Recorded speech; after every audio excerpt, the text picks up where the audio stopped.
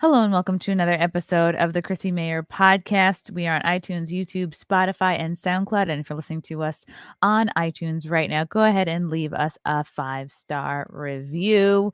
Shout out to some of my new merch. If you're listening on audio, you're really missing out. But we have new shirts. Look at this. Make America Great Again. It's me against an American flag. I really love it in this hunter green color. Go to tpublic.com. I have a bunch of funny shirts on there. Also, Silk City Hot Sauce and I have done a collab. I have my own hot sauce. It's Nightmare. I love puns. And then on the bottom it says The Great Awakening because it's going to awaken your taste buds. It's jalapeno. It's like a verde sauce. It's got like pear in it, sweet apple cider, jalapenos. It's hot. It's good on tacos and eggs. So go to silkcityhotsauce.com for that. And I want to do a quick shout out to our sponsor, Cushy Dreams. If you suffer from anxiety like I do, you might want to check them out. Cushy Dreams offers a very premium, super high quality lineup of CBD products. So you can get it in these tins here or in these pre-rolls. I really like the pre-rolls because they're so portable. You could just slip them in your pocket or your purse. And they help me with my anxiety. You can enjoy all the health benefits of CBD without getting high. There's different indica sativa blends like hustle, create, dream, relax, peace, energy. So whatever you want to do with your day, if you want to be a little bit more energized, a little bit more relaxed before bed, pick the right blend for you. Legal in all 50 states, ships to wherever you are. Join the men and women who are sick of vapes and gummies and want to smoke their CBD. Go to cushydreams.com. That's cushy with a K, dreams.com. And at the checkout, use promo code CMP to get 20% off. I got a bunch of stand-up dates coming up, guys. I'm really excited to announce I am taping my first special album. I'm not sure what to call it, but that'll be on January 6th at Governor's in Levittown, out on Long Island, my homeland, where I'm from out there in Strong Island. So I got a bunch of stand-up shows coming up leading up to that album recording. I'm going to be with the Comedians of the Compound December 11th at Tiff's in Morris Plains. It's also known as the Dojo of Comedy. Then I'm going to be headlining the Hartford Funny Bone on December 12th. And then December 13th, I'm going out to Arkansas, got to headline the Looney Bin in Little Rock. And then December 15th and 16th, I'll be back in Texas at Hyenas in Dallas with Anthony Cumia and Aaron Berg. Then I got a bunch more dates after that, but I'm really pushing the album recording and the dates leading up to the album recording. So it's going to be sweet. And yes, I did pick January 6th on purpose. Why not? Trying to make January 6th happy again. Okay, great. Sometimes the riffing is good. Sometimes the riffing is awkward. I'm so excited to bring in this guest. He is, I'm going to be able to pronounce his last name. He is from a band you may or may not know. Maybe if you've listened to some like indie movies, you could have caught them. Very excited to have him here today. It's Brad from 5 Times August. Brad Skistimus. You did it. Are you right? I know it's like Christmas. Mm-hmm. It's It the sounds Skistimus Nordic season, isn't it? It sounds like maybe you have Viking heritage. It's Lithuanian. Ooh, I don't Right. know what that is. Well, look it up. Welcome to the show, Brad. How are you? I'm good. Thanks for having me. You're going to be in my neck of the woods next month, or this upcoming month in Dallas. Yes, you have to come. I'll get you some comps or something. Awesome. Yeah, Hyenas is my favorite club in Texas. I love it. I think it's the perfect room for comedy. The ceilings are not too high. It's intimate, but it can fit a lot of people. They're a good spot. Yes, okay, guys. I know what Lithuania is. I'm just trying to be fun. Chrissy failed geography. So Brad, I want to get a little bit of how was your Thanksgiving, by the way?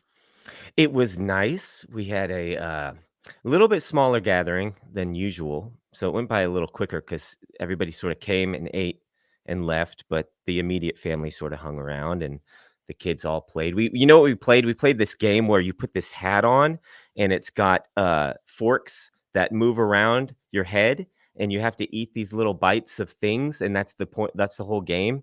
And so Really? it's got a little motor on it. It looks like something that would be like if you went back to the 1940s, they would have been like, here's the future of eating, so you can do your work while you eat. But now it's just like a kid's game. Yeah, But like back then they thought that like multitasking was gonna be the future, and it's like, oh yeah, no, we don't need to eat and shit at the same time. yeah, Like it's okay. right. Yeah. Yeah, but it was a lot of fun. It was a good time. How was yours? It was good.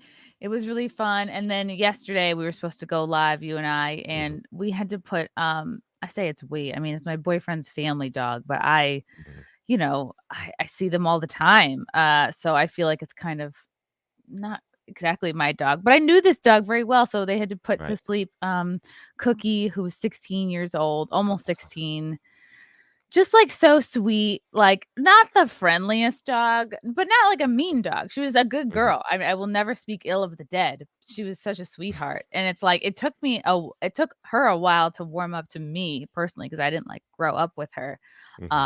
But if she I'll never forget the day I just got, like, a little lick. I was like, "She loves me." Aw, But it's that's so nice. sad. I've never been around, like, when a dog has been put to sleep before, and, like, I Mhm. cried so much. We were all crying, and we're there at the vet, like, we're all petting her, and Yeah.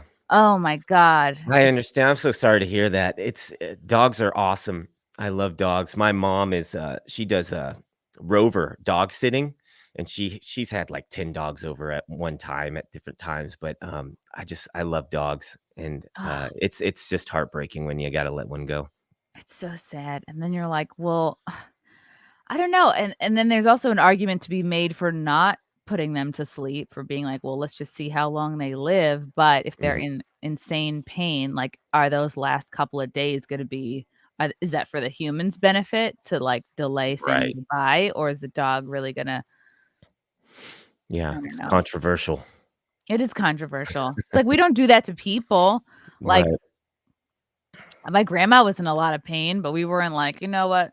Let's all pet her head and, say goodbye. Let's hold Yeah. her paw and, Mhm. send her up Mhm. there." So, way to bring the room down, Chrissy. So, No, it's Brad important to talk about. It's important. The love of dogs and animals. I mean, we do have a guy that's instructing our health right now that has a terrible history with dogs. In fact, there's a lot of people in charge right now with a terrible history of dogs. So Oh god, Fauci, yeah, it's like Fauci and his dog experiments, and Biden with his dogs that had to be let go, and everybody was like, "Oh, dogs are back in the White House," and then it was like, "No, dogs aren't back in the White House. Dogs aren't back in the White House." So they had to let them go. and then Cuomo was a bad dog owner too, the former governor of New York. He had a dog that he had apparently left at the governor's mansion, like, just left him there when he was Mhm. ousted from office, so Yeah. that's such a red flag if a person is not kind to dogs. I mean, and Oh, yeah. Fauci, I'm just reading this new book about Fauci right now. This came Uh-huh. out like a couple weeks ago. I think Robert F. Is Kennedy it wrote it. Oh, yeah. It's about this thick. It's not like a Uh-huh. casual beach read. It's like Right. Hey, it's that's like a number 1 right now, that book. yeah, yeah, it's really good, and it goes into, like, Gates and, like, the AIDS crisis, just his whole background. I mean, I'm only, like, Yeah, 50 pages in right now. yeah. Um, That's why I but have to do audiobooks, 'cause I just yes. can't sit down, and I don't ever have time to sit down and read, but I can take a walk and listen to a book. I So love listening to books, but I don't think I retain as much. Like, I like to Mhm. and now I'm really, like I was really into audiobooks for a couple of years, and now I'm really back into, like, physical books. Like, I just like to Mhm. hold it, and I like to highlight it when I Yeah, feel like a good point is being made, and then it yeah. reminds me of, like, when I was a student, and then you go back, and it's like and then I barely retain shit these days, but Yeah. it's The we have best to keep combo trying. the Yeah. best combo is holding the book and then listening to it. For me, that is, because I'm such an audible person anyway. I'm always listening to music and stuff, so, like, naturally, I wanna just listen to the book being read to me, so my brain doesn't have to think about the words, but if I can follow along, 'cause I love physical media too. Like, I think that says a lot about who you are if you have a row of books or records or whatever, or your movies at home. I think that we've sort of pulled away from that with digital Oh, yeah. media, and then like we don't have anything to say about who we are and what kind of culture we appreciate, and Yeah, then you don't want your house to look like an Apple store where there's just, like, nothing there and it's right. all, like, just white and minimalist and there's, like, no stuff. I mean, you Yeah, don't we wanna be gotta a get back hoarder to that either. because that's the Yeah. whole thing right now is like you'll own nothing and be happy. And it's like, no, I want to own stuff. No. That's my I have choice. so many books that I haven't read, some that I'll probably never read, but it's like, I will never part with them. Hmm. And Yeah. talking about physical media, like, I just got a new old car. I mean, it's like, 10 or 11 years old, but it has a CD player, so I just bought, a Mariah Carey Christmas CD. I was in a Cracker Yeah. Barrel, I was like, "I wanna get this for my car." Mariah Carey Christmas album from a Cracker Barrel. That's That where is I'm that's at. the state of music right now. I But was like, "Yes, I will buy that." I haven't bought a CD probably since, like, 2005 because when I was in college, Mhm. that's when, like, Napster and Morpheus Right. was coming up, and Yeah. we're like, "Wow," because just as a college student, you're broke and anything for free is exciting. Mhm. Yeah. I And went now it's through like all that too, I'm yeah. so happy I didn't throw away all my CDs, like my big zip around sleeve, because now I can, like, have Mhm. that in my car and just Yeah. jam out. And that's fun because you put on a CD and then it's just on and you listen to it. Whereas with the phone, you're thumbing through and you have too much choice and you never land on anything or you listen to like one track from a thing. You can't see them, but I have records all down here. They're up there. You I've got seem like a CDs. record guy. I'm a record guy. Do you invite a girl over and put a record on? I used to date a guy like that. That was his whole personality, is that he Yeah, had records. no, I never really did that. I mean, what I get now is I'm married now with 3 kids, and it's sort of like Aw. it's like, "You bought another record? Like, you've got enough, don't you?" And it's like, "No, you never have enough records."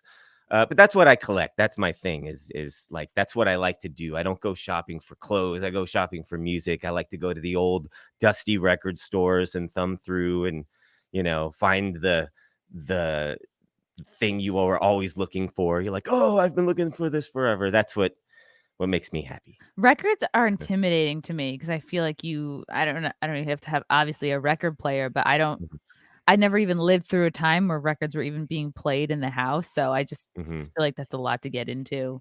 Yeah. No, see, I inherited my parents' record collection as a young kid, and then as soon as I could drive, I was going to thrift stores and things like that, and the funny thing is back then, you could find like all the classic albums for like a dollar or two, like Led Zeppelin's 4 and Thriller by Michael Jackson. Ooh. And now, like, if you Aw. find an original copy, it's like $50 minimum because the price has gone up because collectors, it kind of came back in style. You can buy records at Walmart now.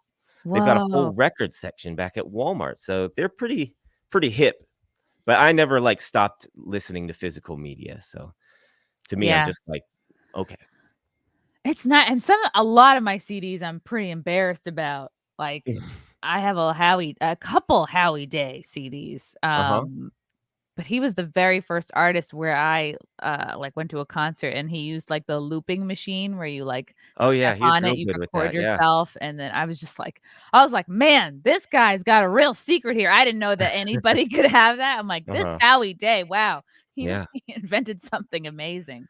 Yeah, one of the you just brought back a memory. One of the first shows I ever had, like, I was really excited about was in 2003, I think. It was just before Howie Day became real popular, and I had a show where I was supposed to be, um, performing with him, and it was in Dallas, Wow. and I was like, "Oh, man, I'm performing with this guy," and it was like some, like, family convention. It was a really weird venue to play at. It was like a convention hall or something. Anyway, he had to cancel, and so it was just me, and then nobody showed up because I was just an unknown person, so I was, like, really excited, then he canceled, then nobody was there, and I was just up there covering John Mayer songs for 30 minutes, and Is that back when you were called One Times August? no, it's always been 5 times August, but it's funny because, like, the name, it's I came up with that name when I was 18. 5 times August has been around for 2 decades now, and it's funny because, like, if you just found out about me today, you'd be like, "Oh, wow." like, here's a new band, but I've been around for 20 years now, but I came up with the band name right after high school because it was kind of cool to do one man band names like Dashboard Confessional or I love Dashboard Confessional so much. I waited outside, like, in Times Square, like, in college with Mhm, my friends. We waited outside, like, they were doing, like, I don't know if it was MTV, but it was, like, an unplugged session, and it was mhm. in Times Square, and we got there early, and we were right behind them, and then they took a picture, and we ended up on the cover of the album. Oh, cool. Like, I was there. I think I had a symbol going, like, right through my eye. Um, You're like, "That's me I was right like, there, I "Ah!" swear, that's me, those are my lips." I was obsessed with Chris Carrabba, and then he would throw a guitar pick, and I would be like, "Ah!" I would, like, choke a girl out just to get Yeah. a piece of something he owned. I did some shows with Dashboard Confessional, probably about, I don't know, 12 years ago, and I was really worried about them because this is a situation where you hear so many different things through the industry and you like, you hear something like, "Oh, they're a jerk," or something like that. And then we were checking in at the hotel before the show, and Chris was right in front of me, and I was like, "Oh, there he is right there. Like, I hope I don't mess this up or whatever." And he turned around and he was like, "Are you Brad?" And I was like, "Yeah." And then he's like, turned out to be like the nicest guy ever. And it was nice when that happens in the industry because you hear certain stories and they might just be one-off things. So when you meet somebody that you admire, and you're worried that they might be a jerk, but they turn out to be like super cool and nice. That Uh, is great because he yeah, looks like he could be a dick. Like, I was fully prepared for you to be like, yeah, because he has okay, so here's the album cover right here. yeah. Dashboard Confessional Unplugged. Here I am in the orange. This is the last time I ever wore orange. That's Th awesome. this is my best friend at the time, Maureen Morrison. Wow. Now, was that coordinated because your shirt and then the person behind you's Yep. shirt and his shirt and then the color of his guitar all look like this was a specific design choice? It was not it was not I thought this shirt was so damn cool. I think it said, like, donkey volleyball on it or something, and a yellow picture of a donkey so stupid. Yeah. I was you're still such a child when you're in college, like, Oh, yeah. even until, like, the age of 30, I think. Oh, But yeah. oh, no, this was like I wore a long sleeve shirt underneath it. I had this short sleeve orange donkey shirt, and I thought I was, like, cool as fuck. Yeah, that sounds about what is that, 2003, 4, 5, something like Yep, that? yep. That was the style. You'd wear a long sleeve Yes. shirt under some sort of, like, thrift store t-shirt that didn't make any sense. You wore it for irony, and you thought you were so Yeah. cool. I did that too. I got to go to a MTV taping, who was it? John Legend was it was a Total Request live taping, Oh, a and TRL, and wow. it's like towards the end when it wasn't as popular. It wasn't Carson Daly anymore, but it was John Legend was there and taping, and Miley Cyrus was there. And it was my first time ever seeing Miley Cyrus. She was still like a young Disney Channel uh, prep girl, and they gave everybody copies of a DVD of the Hannah Montana show. And I was Oh, like, wow. "Oh, great, thanks. This is great. Can't wait to watch it." I can't believe it's the same girl, like, I still Yeah.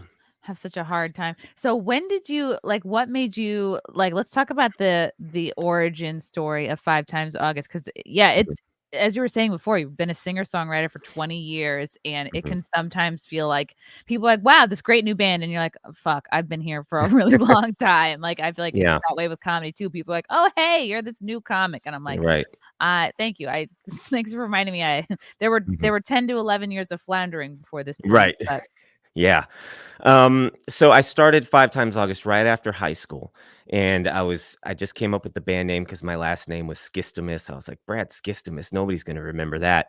So my birthday was August 5th. I was thinking it'll be like a one-man band thing, and I came up with 5 Times August based on my birthday. I just sort of thought, "That sounds cool," and it stuck with me all these years, so, like, now I can't escape it, and I've tried to escape it a few times over the last couple decades, but it just keeps coming back, so at this point, I'm just like, "Okay, 5 times August is the thing," and, I started playing local coffee shops, making CDs out of my bedroom, just recording on whatever gear I could, burning CDs, printing out the artwork, and then, wow. doing all the total complete 100% independent, way before it was cool and trendy to do that. And I think when you start out at that age, I was 18. My idea, and the music industry is completely different. And so you could still have dreams of like, I'm gonna have a big record label deal and get my song on the radio. I'm gonna become a big star.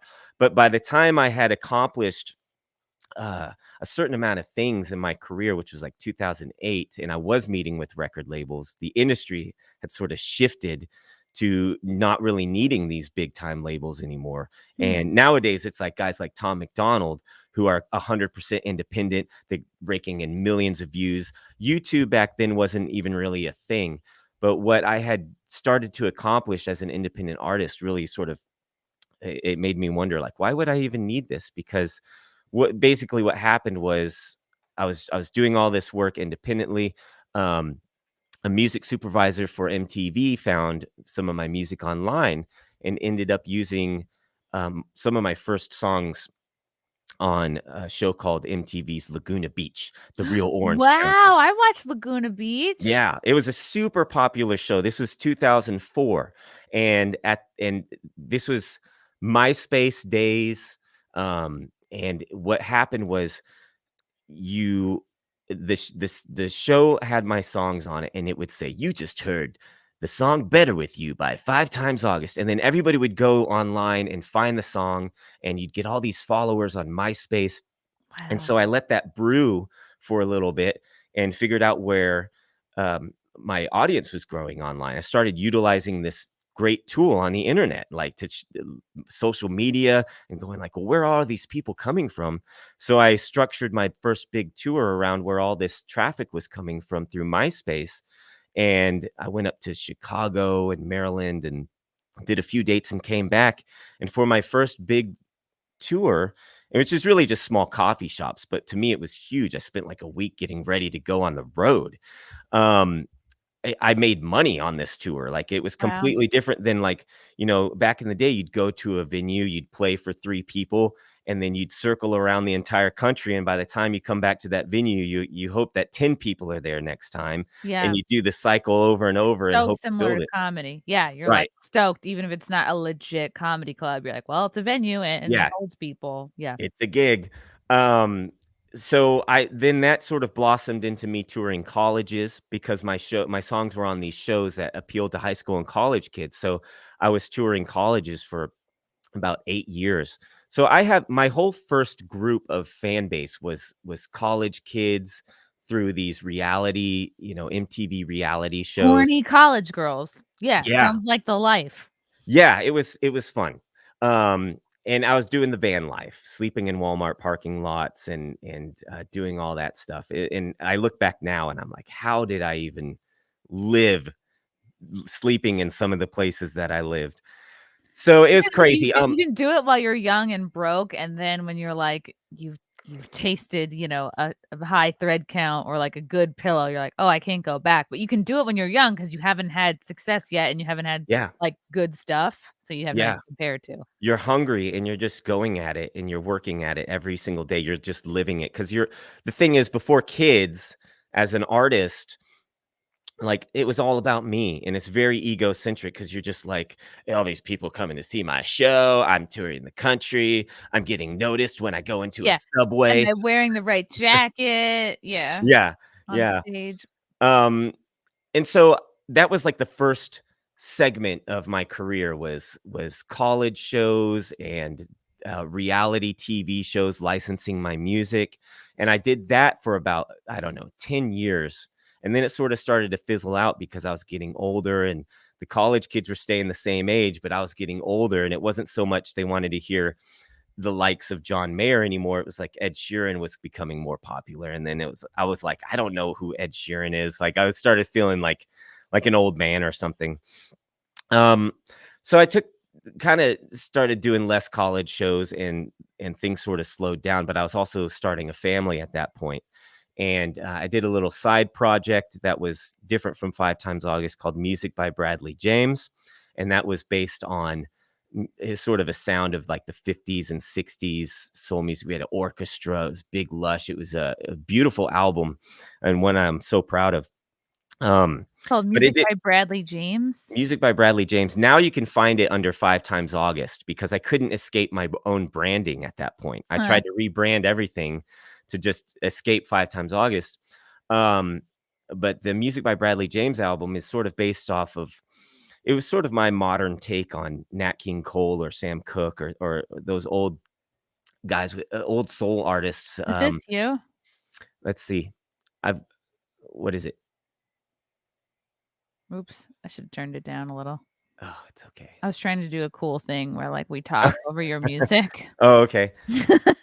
If you get it working, I'll hear it. But, yeah, it was good. It was a good, great album. I it was produced by, my buddy Rob Arthur, who plays keys with Peter Frampton, and he got some, like, great Ooh, studio guys in on it, and it was like a live record. We did the basic takes in the studio, playing them together, and then we did the overdubs later. So it's like a classic feeling album that wow. was made to be on a record, so to speak.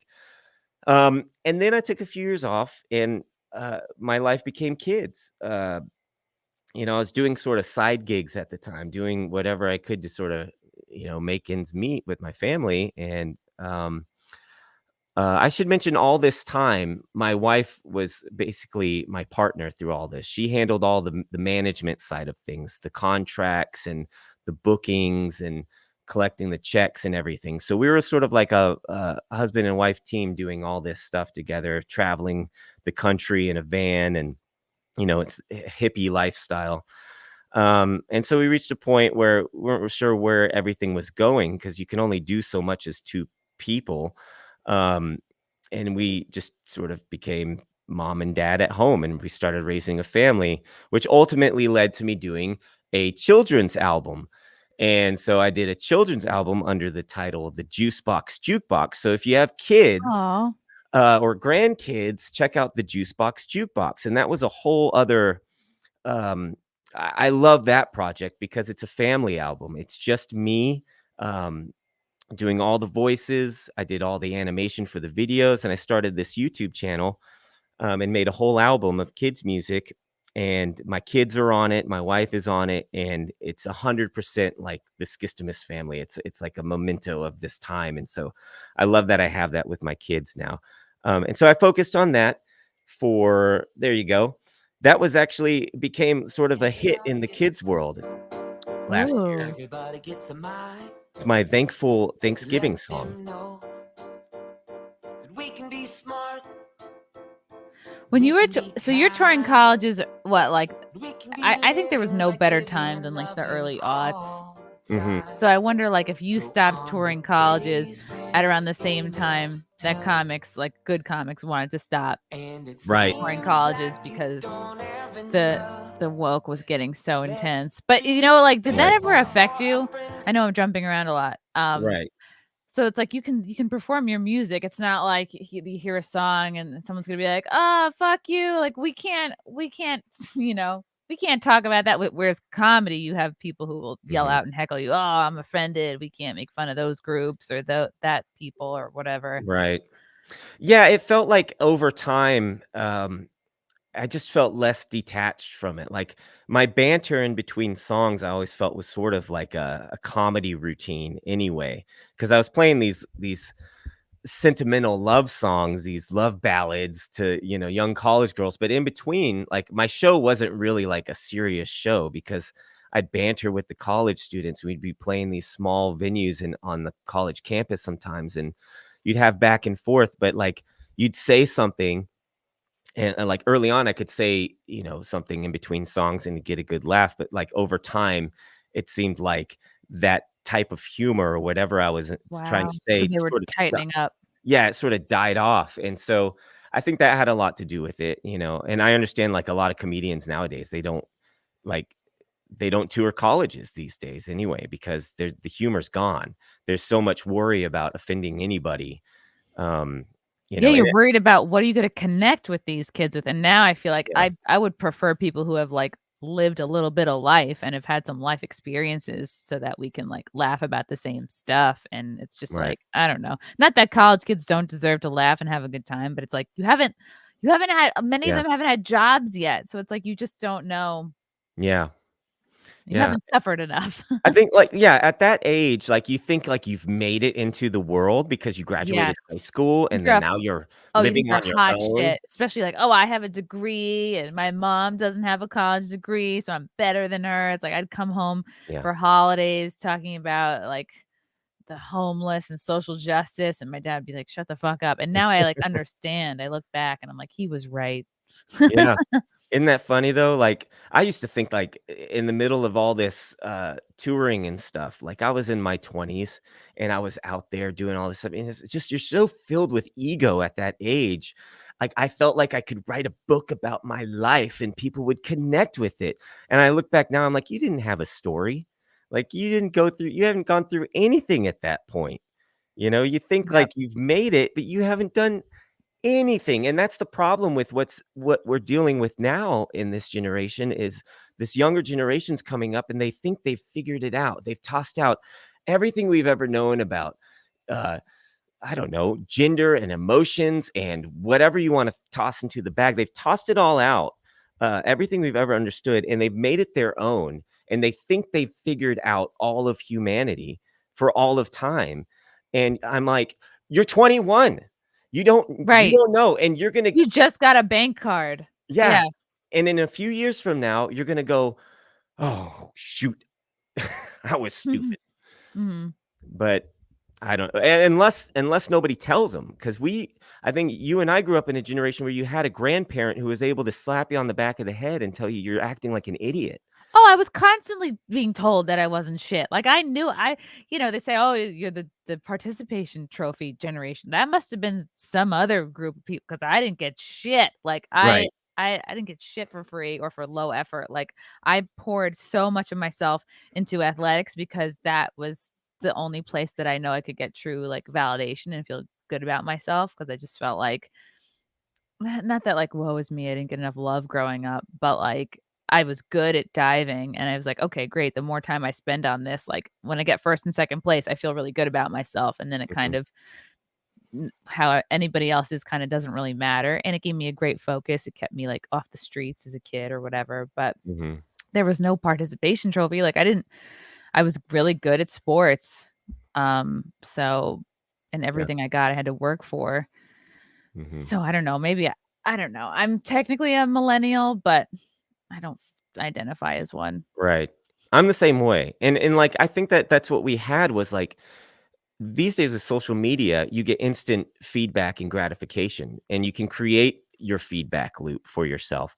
Whereas, like, when I was starting music, like, my grandpa would come out to a show and be like, "You're too loud," or "You were off key," or like he'd tell you all this stuff. And that stuff made me better as a performer, as an artist. It made me earn, a good show from him to get that kind of comment back, like, "Hey, you did really good," that kind of stuff. But these days, like, if you're in high school and you create a TikTok video that is you just, shaking your ass for a few minutes, then you get all this feedback from your friends who are like, "Oh my God, that's so cute." And heart, Yeah. heart, heart, heart, heart. You think you're doing something great and you've accomplished literally nothing and you're no better of a person than before you made it. And you think you're contributing something, but you're not. And so there's a lot of confusion about that, I think. But now I'm Right. just Like, ranting like a even a if your boomer. TikTok gets to the point where you're monetizing that, like, okay, but then what? Are you gonna become a professional, like, influencer? I just feel like a Mhm. lot of these platforms can waste a lot of your time during these precious years that you're supposed to be like, "Okay, where are my strengths? Like, what am I Mhm. meant to do in this life? Like, what is God calling me to do?" And I Right. just feel like a lot of social media muddies those waters, and you can just piss away years just trying to get likes. Yeah. And what's funny now too is like YouTube took away the dislike button. So now you're not I guess creators can still see it on their end, but I think the idea is like you need that feedback. Like you need to be able to take the criticism as Not an if you're the artist White or a House. creator. Yeah, right? Yeah. Like that's insane to me that like we can't even have a civil back like creators like you and me could probably uh handle, whatever kind of snide remarks that come our way, and we can just be like, okay, fine, whatever. But like there's a whole group of people out there that are like, I can't handle this. You know, what was the LeBron James the other day, like kicked Oh, what somebody out a of the pussy. game. Yeah, he threw out fans. Like, what could they Yeah, have been doing that was so bad? Like, yeah, heckling? Okay, aren't you supposed to be focused? Aren't yeah, you like a gigantic professional athlete, like, not supposed to be yeah. swayed by a couple of kids? We need to get back to suck it up. Yes. Yeah, suck it up and get out there.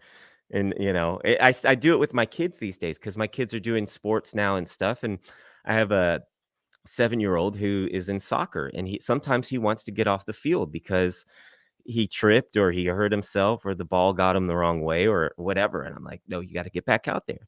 You got to suck it up. You have to, because it's going to make you a better player. And it's going to, you need to learn about your teammates are relying on you. And there's a lot of lessons in there. And we're just like hard truths. We need hard truths. I tweeted Yes. about that a few weeks ago. I'm like, we got to get back to this. Like, we don't have to be mean to each other, but we have to be able to tell each other the truth.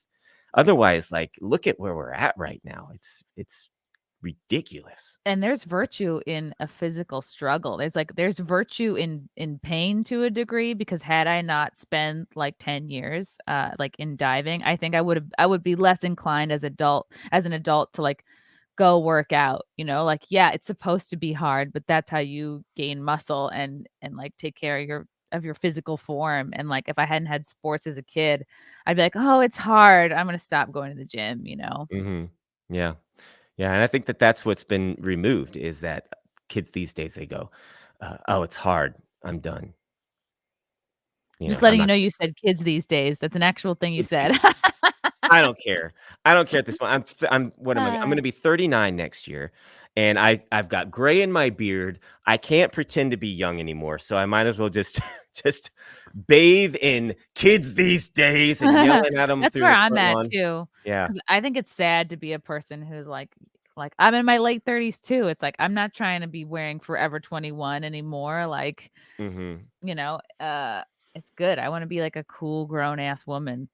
Yeah, we need responsible, like, we used to have, like, guys like, uh, oh, what's his name? Mr. Rogers. He wasn't hip or anything, but he was a respectable older adult He that knew could. himself. Yeah, he wasn't Yeah, trying to like, wear a starter jacket and like Jordans, like, yeah. he wasn't Could you trying. imagine the tone of Mr. Rogers if he came in and he's like, "What's up, guys? It's me, Mr. Rogers. You can call me Fred."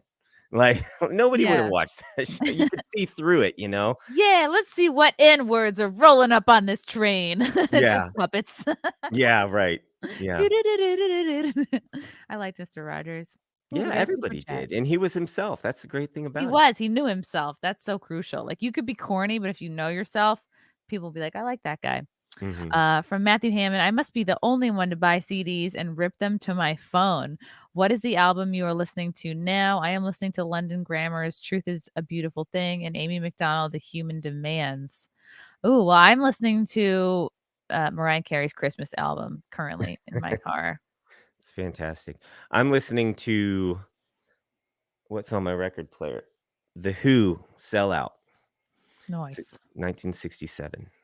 You know what sucks about now too like, I'm like, "Well, what bands am I listening to now?" And I used to know when during the CD era, I could rattle off 20 bands that I was like, Mhm. "Yes, I'm a huge fan of all these." And now I'm like, let me check my phone. Let me check the playlist Right. of songs that I've saved." It's like, I don't even know that whole album. I know like 1 or 2 songs by that band, and it's like, Yeah. you feel like, "Oh, what am I even a fan of anymore?" Yeah. I stopped sort of pursuing new music around 2005 or 6, and I don't really keep up with the latest trends or anything, which I think works to my benefit at this point because I don't sit down to write a song that sounds like now for the sake of being trendy or hip or anything like that. But like my latest single, Sad Little Man, which ended up in the charts last week, I'm looking at all the other artists in the charts and like I was up in like the singer-songwriter charts with Adele and Taylor Swift Wow. and I'm going, yeah, there it is. Yeah, look at that. Number 1 on Apple Music, top 20 single on Apple, top 10 Amazon best-selling Yeah. singles. And I'm up there with, like, some of these artists I recognize, like, I know Adele, I know Taylor Swift, but, like, the other artists I was up there with, I'm like, I had no idea who these people are. I don't know who my peers in the music industry are anymore, but I don't really care. And so, and I guess that comes with just 2 decades of music industry hoopla. But at this point, it's like, I'm just going to do my thing. And if it works out, it works out. I did not expect this song to really do what it did or has done so far. But I am certainly glad that people are connecting with it. Okay, I want to play a little bit of this. Hopefully, I won't get a copyright infringement by I the won't artist. copyright strike you.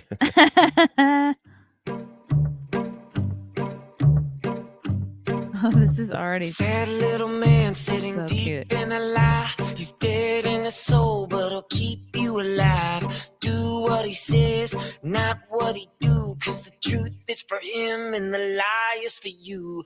Sad little man, but he's treated like a god as the faithless prey to a fake and a fraud. Worship the man, pledge to his word. 1 shot, 2 shot, now you get a third. Sad little man, you better run now while you know you can. Sad little man, you don't fool me, you sad little man. Sad little man, gonna trap you like a dog, put your head in the net while they eat you raw. Don't ask why, just comply. 'Cause fear Wow, is this the is so drug that catchy. the doctor prescribed. Sad little man, you can watch him on the news, preaching to his choir while they learn the rules. Some feel safe and some feel healed, but they'll all hold his hand as he makes the kill. Sad little man, you better run now while you know you can. Sad little man, you don't fool me, you sad little man. Sad little man, and he wants your kids. Some might live while the rest get sick. So put them to the test and listen for the yell. When the truth comes out, he's gonna burn in hell. Sad little man, you better run now while you know you can. Sad little man, you don't fool me, you sad little man. You can't fool me, you sad little man. Wow, this is so good. Thank you. You know what? Like, vibes I'm getting from not only this music video, but also the sound, it reminds me a little bit of like, remember in Smashing Pumpkins, like the Tonight Tonight music video? Oh, right. Yeah, Where it yeah, was yeah. like, I don't know if they used cutouts per se. And then there's like a tone of your voice that also reminds me a little bit of Billy Mhm. Corgan. Yeah. But man, that's awesome. And like that's the sound, it reminds me of like exactly that like kind of early aughts, Mhm. early like 2010s maybe like Mhm. sweet spot. Yeah, I think like I don't know. I've never cared to just sit and try to write something trendy, which is probably worked to my it works to my benefit now. I don't think it did back then. Once I've always just sort of written a song for the sake of like I've never I should say like this song, for instance, it just comes from a place of being angry and frustrated. And I didn't sit down and go, you know what I'm gonna do? I'm gonna write an anti-Fauci song. And like I had no intentions behind other than just venting. And I sort of have always just channeled, true real emotions into my songs without having to, plan it out like it's a product or anything like that. But I think that like that was something this year that I felt people have been starving for, because music these days, like you listen to what's on the radio, and every now and then I put on top 40 radio to see if I can tolerate it or get into it. And I'm like, what? I really feel like the oldest man in the world, because I'm like at the point, Yeah. I'm going like, what the hell is this? Because like they're not singing about anything. There's no message. It's like it's hump music is basically all it is. It's just sex music, and it's just put to a beat, and it's not even love songs anymore. Like I can understand Yeah. I can understand a love song, but we're so confused about who we are anyway Like, we can't even write boy falls in love with girl or girl wishes boy would fall in love with her songs anymore. So there's nothing to say in music these days. But I started releasing these now they're sort of considered protest songs at the beginning of this year, because I just felt like, is nobody going to say anything? Like, all my heroes were just completely dead quiet on everything that's happened over the last 2 years. And some of the indie guys are doing it, and I'm an indie guy, but like none of the mainstream, all these rebellious 60s rockers that you'd think would be speaking up by now. Like, you got, I think Van Morrison and Eric Clapton are the only two that have stood up to say anything at this point. But it's shocking. Who did you expect to hear from? Who did you expect to say something? I don't know. I mean, I think the Rolling Stones, guys like that. Like, the funny thing is, Rolling Stones, I think, did release a song. I can't remember what it was called or who they collaborated with, but it was like, when you first start listening to it, you think, oh, this is gonna stand up and speak out against Fauci or something. But it ends up being like a pro-vaccine song or something like that. Oh no! And you're like, wait, no, what? No, what happened? But I think what has happened is, like, all those bands, going back to the rebellious 60s and the hippie music, and all the way up through the 90s with Nirvana and everything, all those bands at this point have just become a t-shirt at Target. They're that you can merchandise. buy for a baby, Yeah, exactly. And it doesn't, to me, it doesn't so much take away from their music, because their music is good, whether it's on a t-shirt or not. But it's just become like a brand in of itself, that a corporate brand with lawyers behind it trying to sell you, a t-shirt. Or you look at like things like Lollapalooza, and music's supposed to be like this rebellious spirit that brings us together. And if you had told me that I was going to be like a rebellious singer-songwriter at some point, like, there's no way I would have believed you. It turns out that being a straight white married father in the year 2021 was going to be the thing that made me the most rebellious. Isn't that crazy? Yeah, you're like, I'm the one with edge, I'm the one with soul, and I'm like living right. what would be considered a basic, typical life, like in the 90s. Yeah, because like when I look back at like all the music that I listened to, and all my favorite artists, they were drug addicts, sex addicts, rock and rollers, and I never lived that lifestyle. I was too clean of a kid to ever go down that road. So I felt like, oh, geez, I'll never be Mr. Rock and Roll. But now, like, just being a pure person, or however you want to describe it, like, that's what makes you dangerous. Like, I've literally had friends go, you can't say what you're saying because it's dangerous. You're spreading misinformation. YouTube has flagged Sad Little Man for medical misinformation. That video you just watched, go watch it again and tell me what about it is medical misinformation, because you can't. And I've asked them through their Google chat. I've asked them through email. I've asked them Team YouTube via Twitter. What is it that's medical misinformation? Tell me. I think their answer so far has been, we can not provide you with any more details on what it is. And it's like, well, they're like, they know that you're problematic. They just don't know what they can get you on. Yeah, exactly. So, it's just funny. It's funny to be on this side of the aisle, because I'm just a guy. I'm just a dad. I'm just a dad who's fed up. And you're a cool dad. I'm a cool dad. That's for sure. I try to be cool, but what's funny is, you can think that you're a cool dad, but your kids they just know you as dad. You're just dad. Yeah. Right. Who knew that, like, just having opinions and voicing them and saying things that seem like common sense are considered like edgy and rebellious. And this was not your first song where you kind of spoke out. At the beginning of the pandemic, you wrote a song called We Didn't Spread the Virus. Was this like your first, like, sort of dabbling in parody or social commentary? Yeah, what was funny about that is, so that was like another section of my career where all of a sudden, after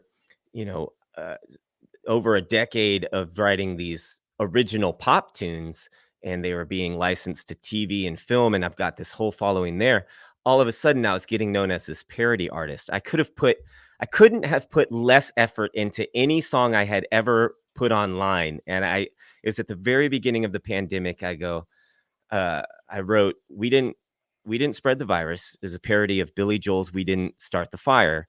I wrote it in like, I don't know, 10, 15 minutes. I set the phone down on my kitchen counter. I recorded it as a joke. My YouTube channel was pretty dead at this point. I didn't expect anybody to see it. And then like a week later, it was like, had like 500,000 views or something. And then it eventually crossed 1 million views. And I was like, well, we're all home. People seem to like it. People need a good laugh. So I kept the series going, and I did about 12 parodies, tapping into Wow. my inner Weird Al Yankovic. And they were great fun exercises, but I was like, I don't want to be a YouTube parody artist, long term. You can only say we're stuck at home so many times.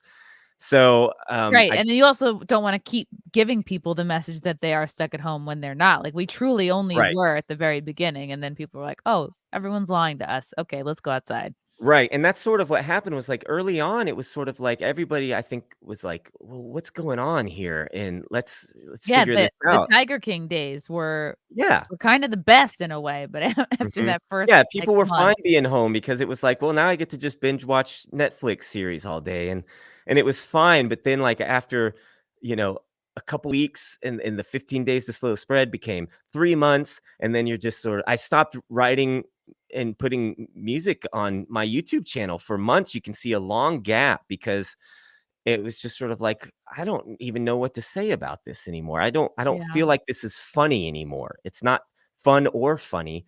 And that's what ultimately led me to this series of songs. By the beginning of this year in 2021, January, I was like, I feel like I should really just say something with my music. Nobody else is. And Wow. I felt like I could not be quiet because it was about my kids and what the world was becoming. I was like, I don't want to look back on this time and feel like I didn't You say just sat anything there. about it. Yep. Yeah. And I think we should all do that. I think we should all, if you have a voice, you're tired of this stuff, do what you can with what you got where you're at, because, we don't have a choice at this point. We have to start using our voice about what's happening. So that's Yeah. where I'm at. I keep saying I've enlisted my music for this time. I didn't serve in any sort of military as a kid. And I always looked back on that because I had high school buddies that signed up, and they fought in Fallujah and stuff after 9/11. And gosh, like I always respected them so much and felt sort of, inadequate compared to them. But I feel like at this point in time, it's like, well, I can do this. You're I can using your provide voice this. Yeah. for good. You're not just I too was very upset, and I'm still very upset at the lack of comedians who are coming out and saying anything. And so many of them just got the jab and or didn't, or are faking it. Just, all right, well, I can perform in my couple of New York City clubs. Like, I am good. Like, they haven't Hmm. hit their freedom rock bottom. Hmm. So they're not activated to like speak out because they're still pretty comfortable. Hmm. They didn't think to not get the jab, and they can still do what they Yeah. did before. They don't see that how the dangerous time that we're in right now. I'm gonna play a little bit of this We Didn't Spread the Virus song. Democrats, Republicans, independents, everyone, wash your hands, stay inside, make sure the world is sanitized. Shut it down, lock your doors, it's cancel culture getting bored. Nothing left for us to do but sit at home and watch the news. We didn't spread the virus, cause we were all at home, we had nowhere to go. We didn't spread the virus, we all just stayed at home, kept playing on our phone. Made it to the grocery store, no toilet paper anymore. I guess that's what we need the most. I don't know why, that's kinda gross. Frozen pizza, Lunchables, shopping baskets looking full. Stocking up on all the seeds, I'll save the world by gardening. We didn't spread the virus, cause we were all at home, we had nowhere to go. We didn't spread the virus, cause we were all at home just playing on our phones. No more South by Southwest, no more Disneyland, I guess. No more basketball events, all eyes on the president. Facebook full of scientists, amazing, I did not know this. All the posts and all the memes and government conspiracies. We didn't spread the virus, cause we were all at home, we had nowhere to go. We didn't spread the virus, we all just stayed at home, kept playing on our phones at home alone, at home on all our phones. I love it. Yeah, it really captures like the beginning of the pandemic feeling. Right. Like I look back on these parodies now and I'm like, ooh, because it's such a different time. It was only 2 years ago. And Yeah. it It feels was like cute then. You know, it was kind of cute Right. and fun. Yeah, I'm reading your chat and somebody goes cringy and I'm like, yeah. No. It's a little cringy because it speaks as a sort of public service announcement in a sense at that time. And I think like what you got back then in those 2 weeks to slow the spread was the best you're going to get. It will never get any better than that. If they Yep. try to do lockdown again, you're not going to get any better than what you got because people actually took it a little more serious back then. Then they stretched it out and everything got messed. The inconsistent suggestions and rules and mandates and it just messed everything up. So like it's They over. took advantage. They took more than they should have. They maybe if they had kept it to a month, it would have, maintained it's like a kid who's always grounded, I guess. You're like, well, this is meaningless. I'm just gonna break out. It's like I served my Mhm. time and Yeah. what you're extending it over what? So Yeah. Yeah. There was a new clip from Fauci this morning that like he was asked if we're going to have to go back into lockdown. He's like, it's too early to tell. It's like, you've been saying that for 2 years. It's too early to tell. To end up, he said, what did he say? He said, expect the worst. I'm like, at this point, we've been the whole trust the science thing, listen yeah, to the it's a new experts. catchphrase. 2 Mhm. years of social distancing, wear your mask, vaccines to end up at expect the worst from here. Like, He's oh, just like, whatever I gotta say to stay famous. yeah, I freaking please love keep me it. on TV. Please Yeah, keep me on TV. Yeah. yeah. Don't worry that your thing was cringy because I did something even cringier at the beginning of the pandemic. I did a little video. This was not Kung Flu fighting. This was I take responsibility. Shoot, let me if I can find the other one because I got written up. I was called racist. Like here's the article. I was Of it was course you were called racist. I can Everybody gets explain it. called racist once at It least. was basically like me and my comedian friends taking turn going, everybody was Kung Flu fighting. And this is before Crowder did his version. Like it was Uh-huh. original at the time. And it was like there was like 15 of us in here. And of course, it's so racist. Nobody asked for it. Who is Uh-huh. this person? I'm tone deaf. And then I'm like, oh, it helped me realize, like, oh, here it Yeah. is. I was like, oh, everybody was Kung Flu fighting. Those kids were fast as It's lightning. obviously bad. In fact, it's Right. a little bit frightening. But But we were making fun of the Gal Gadot There were funky like China man. Imagine video where Funky everybody's Right. teaming up They were chopping them up, to make. and they're chopping them I still down. kind of love this. It's an ancient Chinese art, and everybody knew their part. From a fainting and a sleep to a super Chinese kick. Everybody was Kung Flu fighting. Oh my god. Kicks were fast as lightning. In fact, it was a little bit frightening. 100% more entertaining than the Imagine video. 100% though. That's the funny thing. Fun. It was fun. And then I'm like, oh, once people started calling me a racist for that, I'm like, oh, they purposely want to misunderstand people. Like Oh, they're of not course. looking to be like, oh, she's a comedian. And like at worst, this was cringy, Yeah. Yeah. There's a certain group in the media and it's all of media for the most part. A certain group called all of them. Yeah. There's a certain group called all of them. But like it's just how can we make this racist?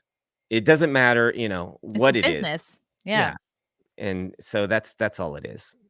We got a super chat from Matthew Hammond. Why does all U.S. label back music sound the same, like it's pushed through an algorithm. I felt pushed to listen to UK music because it has originality and am not preached to about leftist causes. Hmm. I mean, US music is always, there's a formula to it. You can go, that goes all the way back to, the hit songwriters of the 30s and 40s. You'd have certain songwriters. I mean, back then it was, you had songwriters and they would pair their music up with the right voice. You'd have Frank Sinatra and Nat King Cole and stuff. But if you had a hit with something, and this has been the way the entire industry has been, is once you had a hit, you try to follow up that hit with something that sounds pretty similar. So by the time they hear that next thing, um, it already sounds familiar in their head, whatever the hook was or something. And I think that modern music now is they've really honed in on that. So everything really does sound the same. Wow. I've always loved UK music. A lot of my favorite bands from high school, like Oasis and Blur, Oh, I loved The Oasis. Verve, those Yep. bands, they were bands and they had their own sound to it.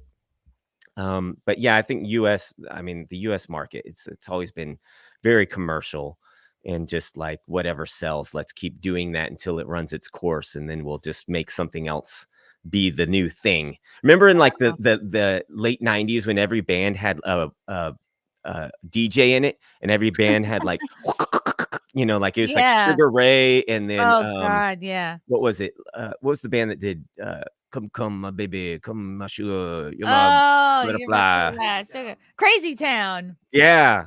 So Yep. like every band had like this record scratch DJ in it, and that was a thing for a while, and that's what the music industry does. So I don't know. That's one reason why I'm glad I've always been on the outskirts of the music industry, sort of looking in with independent and independent Yeah. binoculars or something, because I've never had to fall in line. And that's It sort is. of what, gives me the unique opportunity now to speak up with what I'm saying through my And music. you have the freedom to say whatever message you want. And I look at like a Britney Spears or a Christina Aguilera. It's like, yes, you're a million bajillionaire, but maybe you're in a crazy conservatorship and you're sort of just like mentally fucked from years of abuse or MK Ultra or like whatever she was put through. And then you also have like, or you don't go through that and you have the golden handcuffs and you're so limited as to what you can say and the choices you can make. Yeah.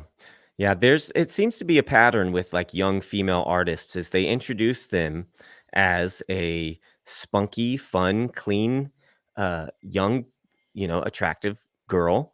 And then Sure. about Yeah. huh? Yeah, and Sure, sweet. Yeah. yeah, All of and it. about 3 years into it, they break out as an independent woman, exploring her sexuality or however they want to justify it. And then about 3 years after that, they're, hooked on some sort of drugs, and like the media has torn them to Yeah, shreds. they're dark. They have like satanic imagery, and it's like I've done episodes where we go through like Britney, Lady Gaga, and how they start out kind of pure and then they get very dark Hmm. in a similar kind of pattern. Yeah, it's conditioning for sure. From Young Pei Chang, going back off break, make it a good week, everyone. Always nice to listen to you guys. Thanks, Young Pei, my only Asian fan. He knows I'm not racist. From Matthew Hammond, here are artist recommendations for Brad, who cannot find new music. Amy McDonald, Katie Tunstall. Katie Tunstall, that's lesbian music, but she is good. Laura Marling, Lucy Rose, Bear's Den, Daughter, London Grammar, Eco Smith, Larkin Poe, and Wolf Alice. Okay, I'm going to take some of these suggestions All because right. Matthew Some of Hammond those has some of good those have been taste. around for a little bit. KT Tunstall's been around for a while. Yeah. Yeah, yeah. Woohoo. She has It's that song, something with the cherry tree. I don't know. Yeah, yeah, yeah. And that was sort of a sound for a while too, like those clapping drums, Yes. that big beat kind of thing. It's not so much that I can't find new music. I just find that I go back further into old music, if that makes sense. I'm just sort of like, today's music sucks. He I'll just chooses listen. not to. I just choose not to. Yeah. Was he going to But get into Little Nas X? Come on. I know, right? He makes such nice music videos. Yeah, but it's nice boy. Thank you, Rocket, for the super sticker. Who were some of your earliest like influences in creating your sound, and has that changed over the years? for a long time, my influences didn't impact. I didn't sound like any of my influences. Growing up, my favorite music was like oldies radio. I listened to, I had a fifth grade teacher that would play the oldies radio station in our classroom, and that Oh, opened up my eyes to all this old music, and I loved it. But I grew up listening to the Beatles and the Who and Jimi Hendrix and like music from the 60s. Then I sort of fell in line with songwriters and finding these guys that were writing all their songs. Like Billy Joel was like a huge favorite of mine.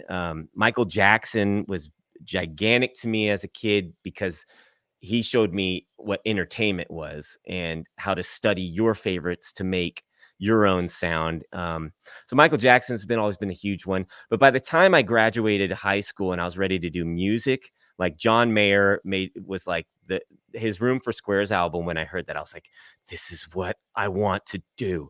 This is what I can do. I can do this kind of stuff. And I it was loved just, him it too. just hit, yeah, it hit me at the right time. And that's what I wanted to be. Jason Mraz, Dave Matthews, those Yep. acoustic singer-songwriters. That's sort of what got 5 Times August off the ground. That's what sort of helped sculpt my sound at that time. And then over the course of time, I sort of have regressed back into other decades to go like, well, what did I miss growing up, and what was out before them? What influenced this person? What influenced that person? And then I love all kinds of music at this point. I don't really have a favorite except for current music. Didn't it used to be like, oh, I used to say like, I love everything except for country, and now I'm really into country. It's like one of Yeah. my preset music stations. Yeah, I used to say that too, and I got into old country, like Hank Williams, and I really like old country, Johnny Cash and stuff. I got to do a recording session at Sun Studios in Memphis where Elvis made his first records and Johnny Cash made his first records, Ooh. and that like really put me in my place as a artist at one point, because I was like, I don't belong here. Like I didn't feel like I belonged in this legendary studio putting my songs in the air of Right? of Hound Dog or whatever was recorded there. And so yeah, I appreciate all kinds of music now. Is that the most Go ahead. is that the most kind of like epic place you ever recorded? Yeah, for sure. Because what they did was I went there and we were recording like a special for PBS, and they gave me the tour before we did our shoot. And so like I got the history of the whole thing, and then it fed into my brain, and it's like, now it's your turn. And I'm like, oh shoot, Yeah. you want to hear me sing these teenage love song? But in fairness, like back in the day, then Elvis, Johnny Cash, they were all singing teenage love songs too. It was just a different era of that kind of stuff. So Yeah, it's like they were always trying to sell something. It just now it feels like well, there was artistry back then or something. There was like a certain amount of dignity in early yeah. music. You had a performance on a record. First of all, it was guys recording in a room live together. Now it's like, let's program the drums, get them tight, and then let's auto tune the voice, and make sure it's all perfect. And that's something that I like about the songs I'm releasing now is they're a performance. I've sort of honed in back to where I started from, bringing this whole story full circle. When I was recording in my bedroom at 18 years old, I'm now recording in my bedroom at 38 years old and releasing these live tracks. Like I just record the song over and over again and take 1, take 2, take 3, take 4, however, until I capture something, until I've said what I want to say. Wow. Sad Little Man is a little bit more produced than the other acoustic songs that I've released, but the vocals are live vocals. I didn't auto tune them. I didn't, sync them up with the beat. I just performed it. And I just feel like that needs to be, we need to reconnect with that kind of thing in art in general, Yeah. is some sort of pure, real, expression. Yes, because I think as society, a lot of us have like lost our humanity, and there's just like every single part of our culture plays a part of it. I think like a little bit of the humanity has been taken out of music. It's been taken out of like human interaction. It's been taken Hmm. out of dating and like the courtship process. So Hmm. it's Yeah. nice that you're putting some of it back. Yeah, and comedians too, because like I love a good comedy special. I love comedy, but like, and the great thing about comedy is you're supposed to be speaking a truth, through humor. And nowadays it's like, well, you can't say that. So then you get what I call non-comedy, like Saturday Night Live now. You just It's activism. It's all you're getting is the agenda and no joke, but because there's an applause sign behind it at the studio, people laugh and clap, and so it's programming you to think that it's funny, but it's like it's just non-comedy. So yeah, and they have a laugh track, and it's like you're listening to it at home, and like nobody is watching SNL at home laughing. Everyone's going, "Huh? yeah, Okay, I guess I'll check yeah, back in next year." I don't know. yeah. Whenever I see a clip from Saturday Night Live pop up on Twitter or something, this is usually my reaction. That's the whole thing. It's like, so I don't know. That's awesome though. Where should people go other than, I mean, I'm sure you want people to download, not just listen to it off YouTube. They can download Sad Little Man from iTunes. Is that the best place? Yeah, you can download it from Apple Music, Amazon. You can stream it on Spotify. I'd love to send it back up the charts, Ooh. and get it back up there, because I feel like that was an awesome example. You had like Bryson Gray had Let's Go Brandon go to number Yeah, one that a was few weeks amazing. ago. And what a great statement that is. And the fact that this song made it to number one on some of the charts out there, like what an awesome statement of voting with your dollar, saying this is what I want to be heard out there. So you can find the songs on 5timesaugust.com, and all the links are there. There's shirts down at the bottom of the website if you want to support the music that way. But yeah, please, if you can download it. If you prefer to stream, go ahead and stream. And at some point, I will compile all these for like a physical CD or a record or Ooh, something. that would be great. Yeah. Yeah, 'Cause like some sort of like America themed. yeah. And then you have Joe here, Silent War, Mhm. I Will Not Be Leaving Quietly. Yeah. Yeah, Yeah. bunch of songs here. Yep. I'm going hard at it. I'm not holding back anymore. And I Gotta. make you this guarantee. I will not be apologizing for anything I put in my music. That's my guarantee to you, the Yes. listener. Thank God. This is exciting.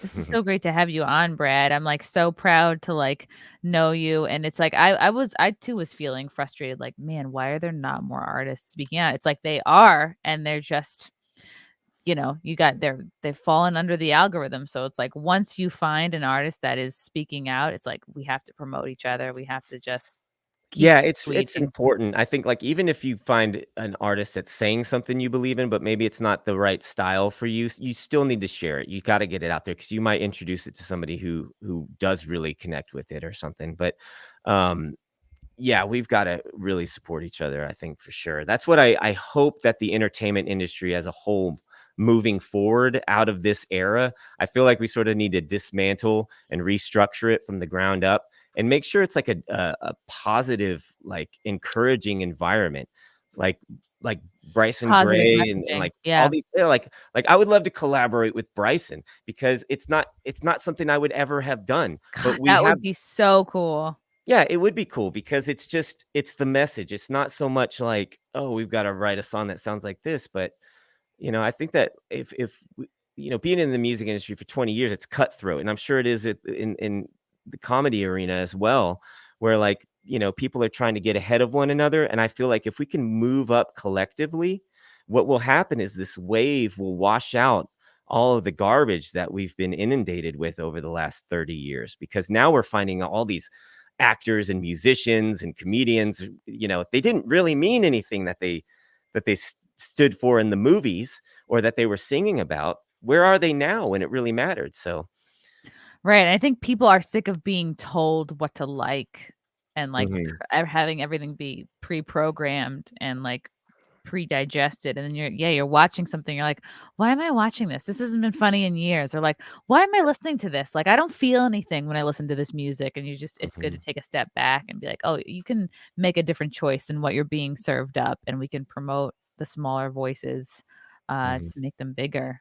And Yeah. it's so great to have you on, Brad. Like I was thinking too, like, oh, maybe because I'm thinking about like the singer-songwriters that I loved in college, and like through my 20s, and Matt Nathanson was one of these artists, like Oh, yeah. obsessed, would go to all the concerts, all the Mhm. albums, like unhealthy obsession.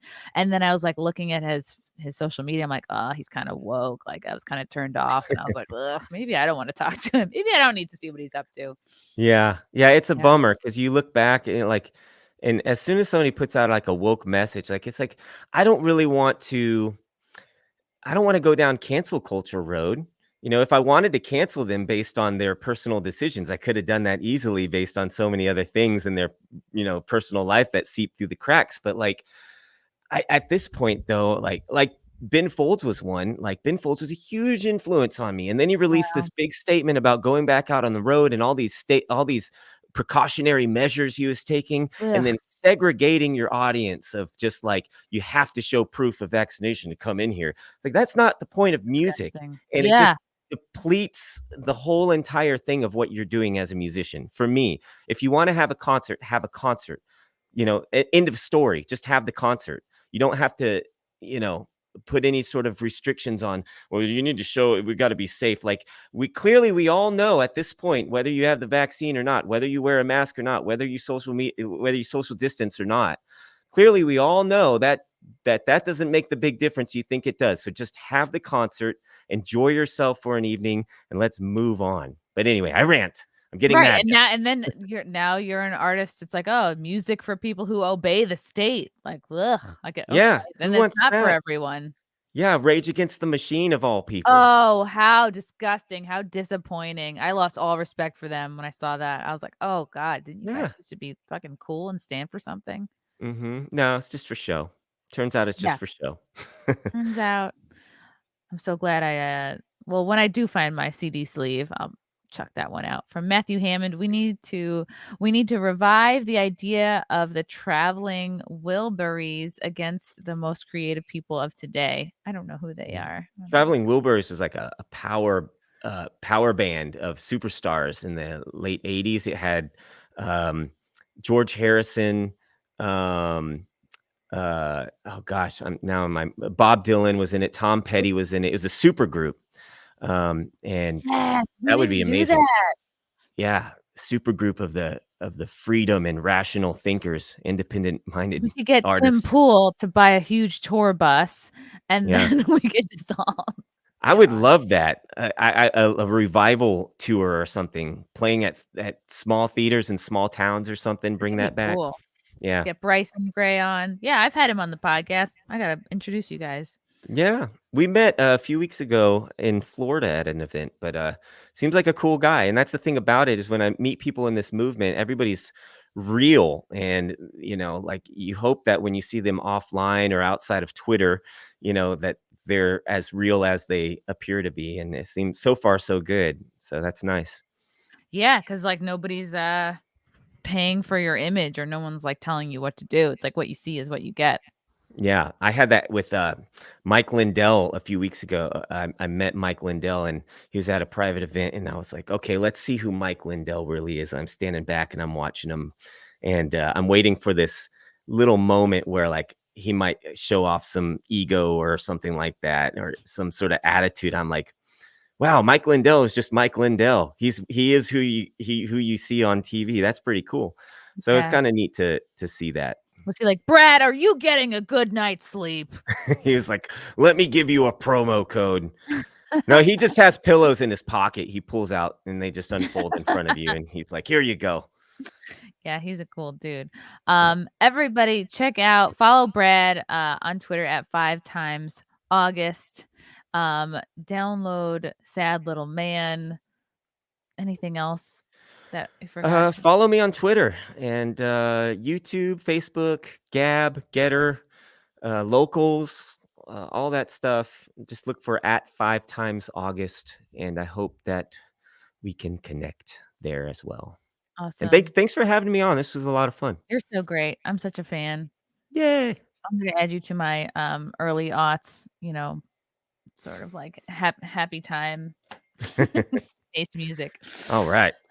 Thanks, Brad. Thanks for coming on. Thank you, chat, for your questions and comments. Until next time. Bye.